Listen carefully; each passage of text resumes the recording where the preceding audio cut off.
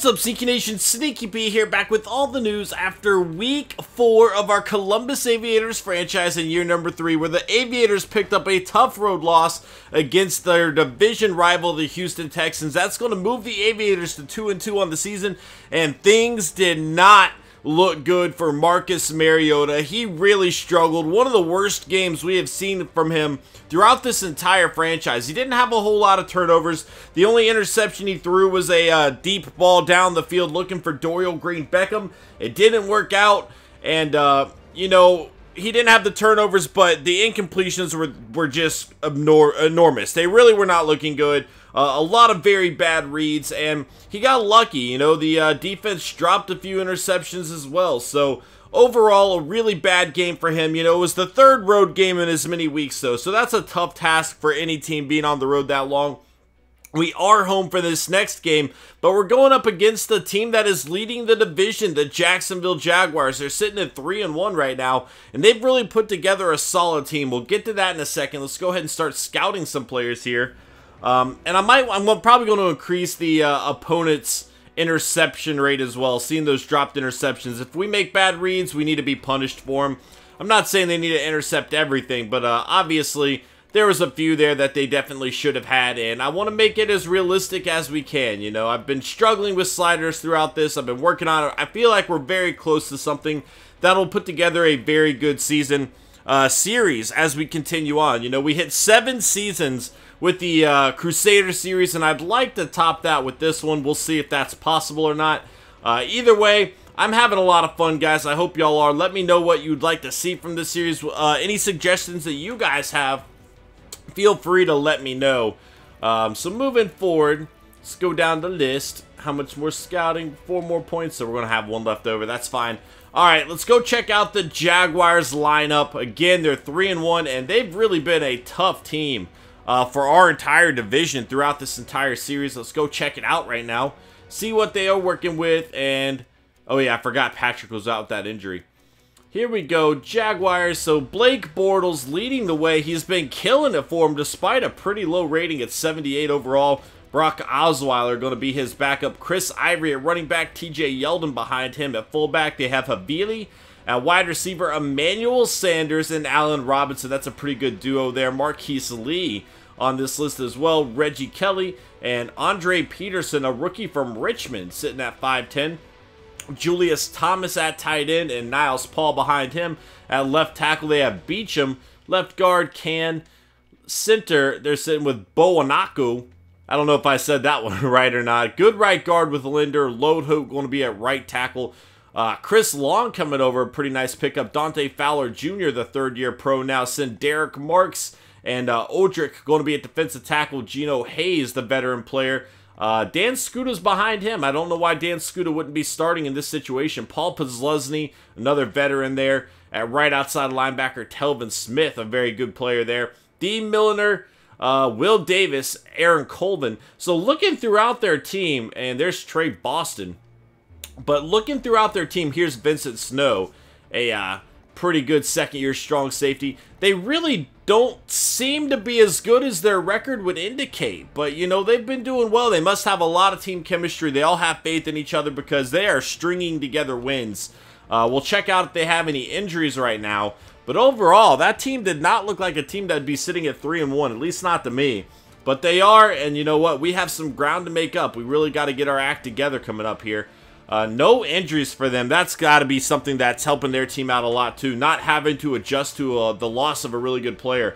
One thing we're going to do is we are going to move Sean Sutton up on the depth chart here. I think it's time. The guy, he's a weapon. He's a big-time weapon, and he needs to be on the field. That speed of his, it just opens up the field greatly, especially with Mariota. You know, again, we've really been struggling in the passing game. That last game, we struggled greatly, and a lot of times there was just really good coverage.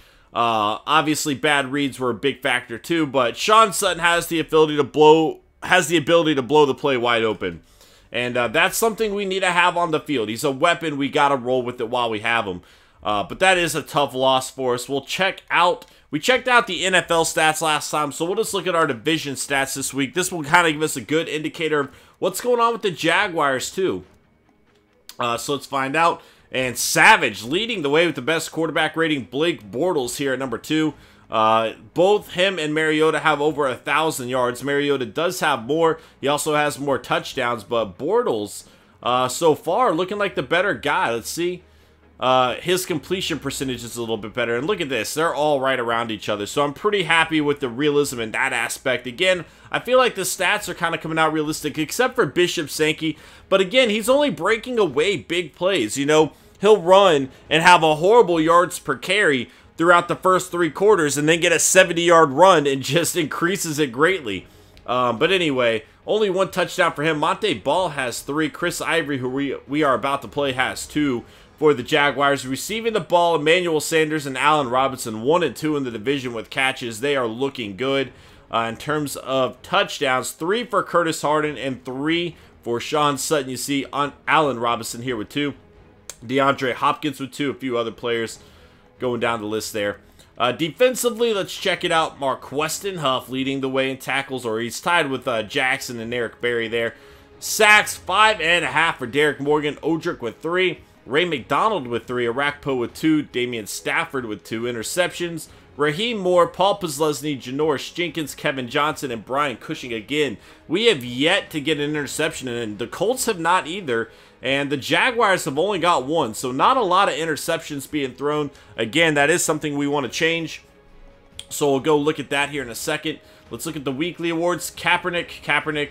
Did I look at this? I might have forgotten to here, but there's Blake Bortles. A monster game, 422 yards, 4 passing touchdowns, so he is on fire coming into this game. Did I see 5 sacks for Gerald McCoy? Wow. He had a great game as well. There's Max Austin. 37 to 55, 471 yards, 4 passing touchdowns for him. Shimbo with 3 sacks and a fumble force. Brandon Marshall and Tom Savage against our defense with 311 yards, 3 passing touchdowns, I'm sorry.